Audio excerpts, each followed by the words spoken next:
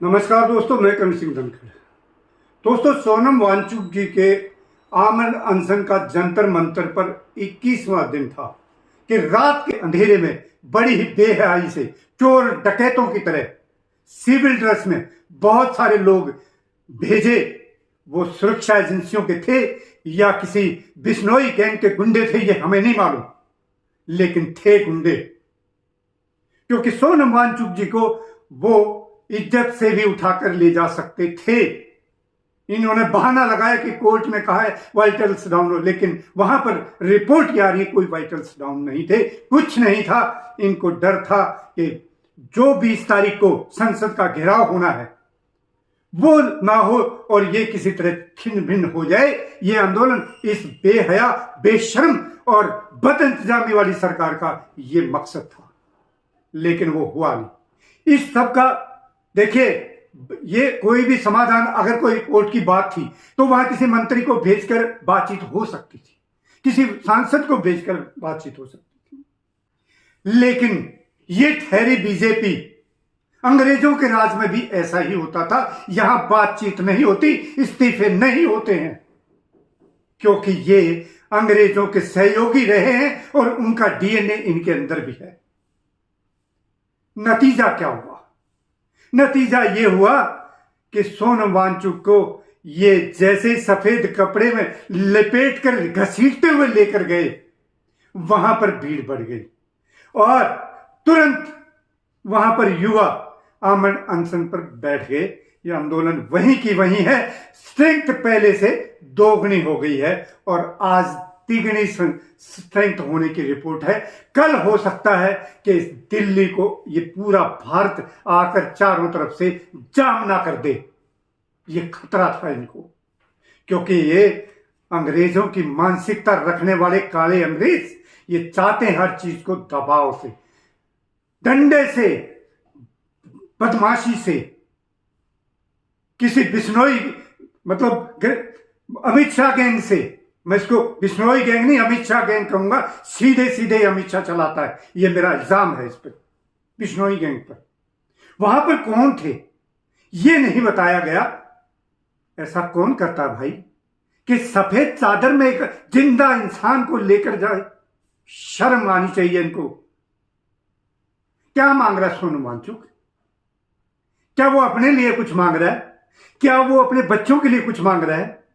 नहीं, वो इस देश के आने वाली पीढ़ियों, होनहार बच्चों के लिए एक व्यवस्था मांग रहा है कि शिक्षा की व्यवस्था ठीक करो और ये हर एग्जाम की चोरी मत करो, उसको बेचो मत।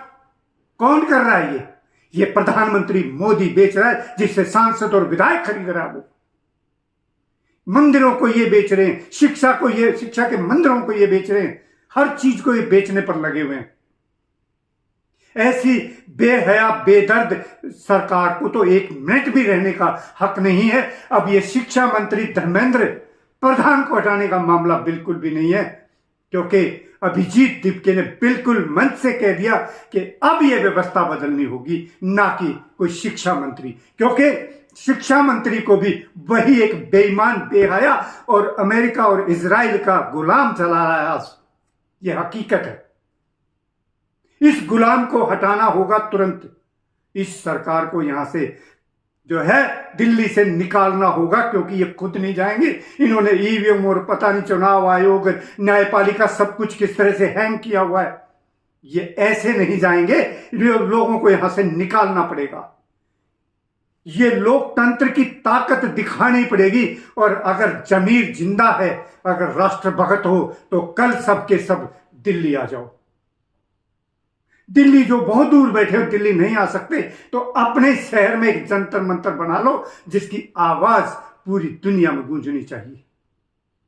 ये मेरी विनती है हर हिंदुस्तानी से, हर सच्चे नागरिक से मैं विनती करता हूं कि कल वो जहां भी बैठ सकें अनशन पर जरूर बैठें और इस आतताई सरकार को बता दें कि जमीर हमारी अभी जिंदा है, हम सच्चे हिंदुस्तानी हैं, तुम्हारी तरह बिकाऊ नहीं है, हम अमेरिका या इजराइल के गुलाम नहीं हैं।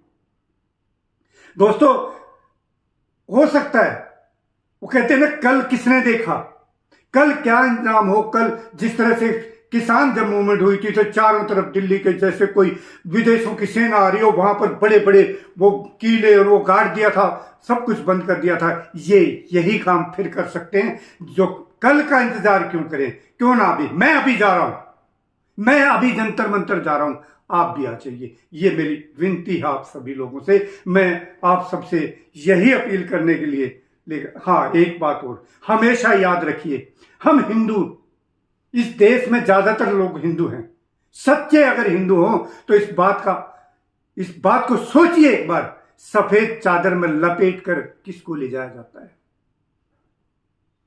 ये बहुत गहरी बात है, अगर ये समझ में आ गई तो आप पक्का जंतर मंतर पर होंगे। ये नहीं कि वहां पर वांचुक को सफेद चादर, नहीं, इस लोकतंत्र को सफेद चादर के अंदर लपेट कर ये ले गए घसीटते हुए। लोकतंत्र को जिंदा करना है और सबके सबको, हर सच्चे हिंदुस्तानी को कल दिल्ली में होना है। और जो बहुत दूर है दिल्ली से, वो मैं फिर अपील करता हूं, अपने अपने शहरों में जंतर मंतर बना दो और ये आता ही सरकार को जता दो कि अभी हम जिंदा हैं, हम सच्चे हिंदुस्तानी हैं। जय हिंद साथियों, मुझे इतना ही कहना था। जय हिंद, जय भारत, जय जवान, जय किसान। नमस्कार।